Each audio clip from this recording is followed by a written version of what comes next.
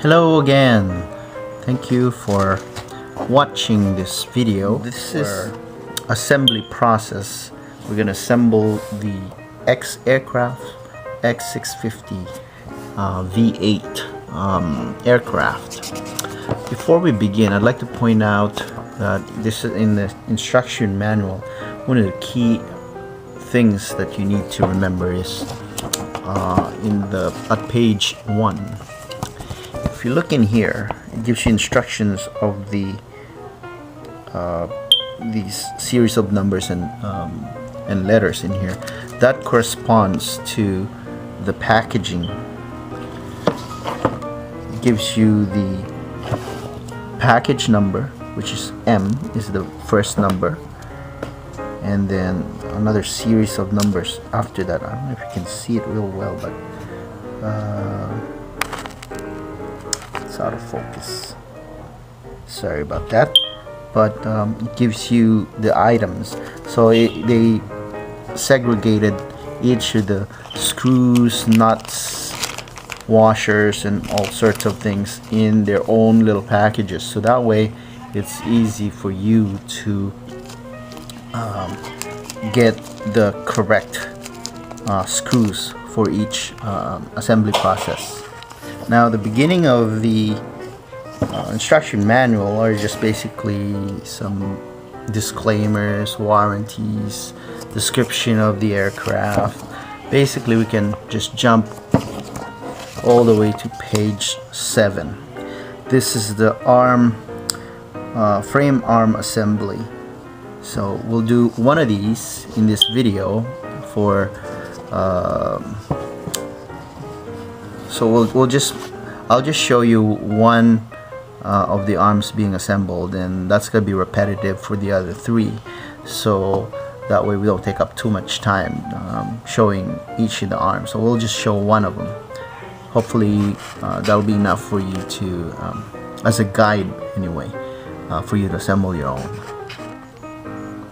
Before I make the assembly, I always like to have every pieces ready for assembly. That way I don't I'm not searching for the pieces while I'm doing the assembly. For example, so I have in this exercise, this is the frame arm assembly.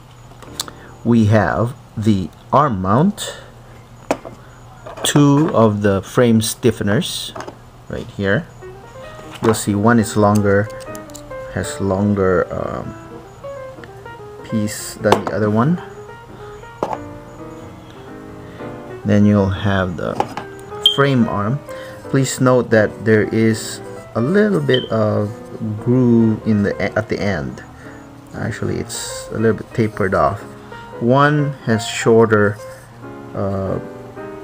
groove than the other. Okay. Another one is the motor mount.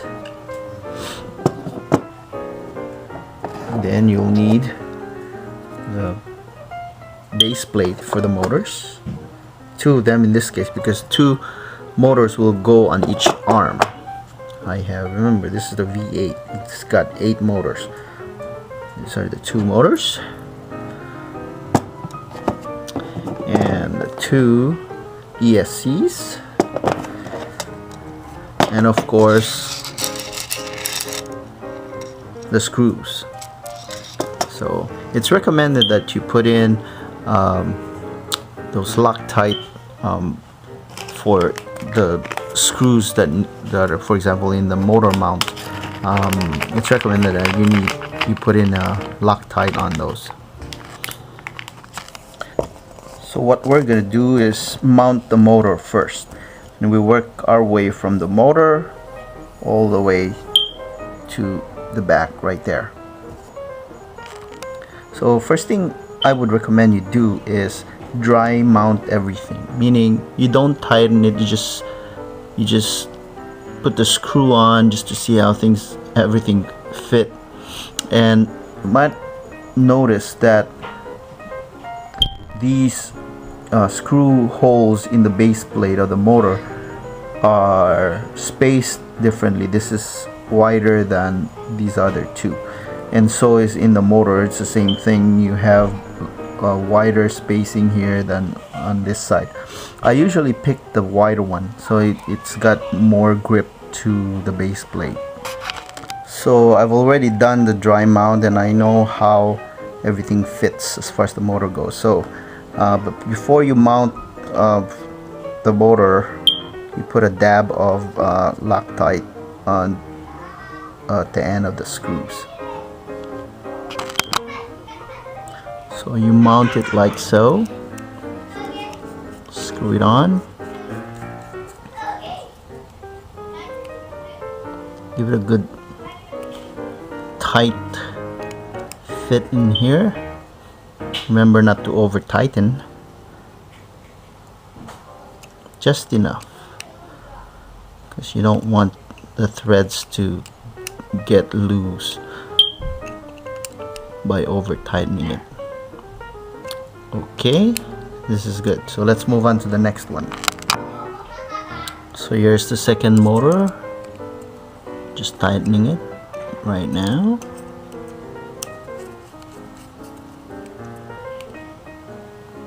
So there you go. We've got two motors mounted at the base plate. The next thing is, before we mount the motor onto the motor mount, the best thing is we need to hook up the motor wiring onto the ESC first. So if you have the V8 type, you're gonna have to use the supplemental instruction flyer, because this shows you the 8 motors and how you wire them. Like for example, on the first motor mount, you're gonna mount the M1, meaning motor number 1 and motor number 5, and these are the this is the motor and this is the ESC side. So on M1 and M5, they're basically going to be wired the same way: red on red, black on black, and yellow on yellow. So we need to do that first before we can mount the motor, because otherwise it's going to be tough to connect those wirings once you have the motors mounted. So you need to connect those wires first before you mount the motors onto the motor mount. By the way, it's always a good idea to label each motor mount. So I've used the P-Touch labeler to label this motor mount, so that way I'll know where it goes. This is motor 1 and motor 5. This will be helpful later on when we hook up the ESC into the controller. So what you do is you snake or fish the wires through the motor mount like so.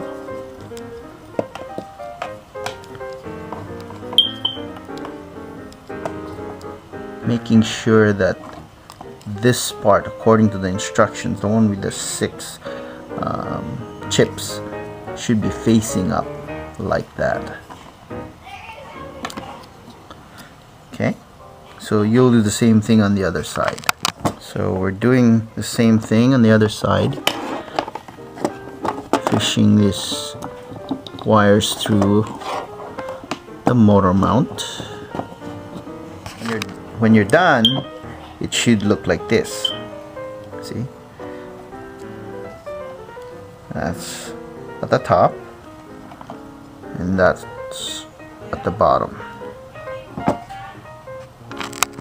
So the ESCs don't move around. Might as well just snap in the ESC cover. That way it's gonna hold it in place. Do that on the top, and we're gonna do this on the bottom. So the narrow part, you see it tapers off a little bit, and the one with the rounded side goes on the arm side, like so. Okay, there you go.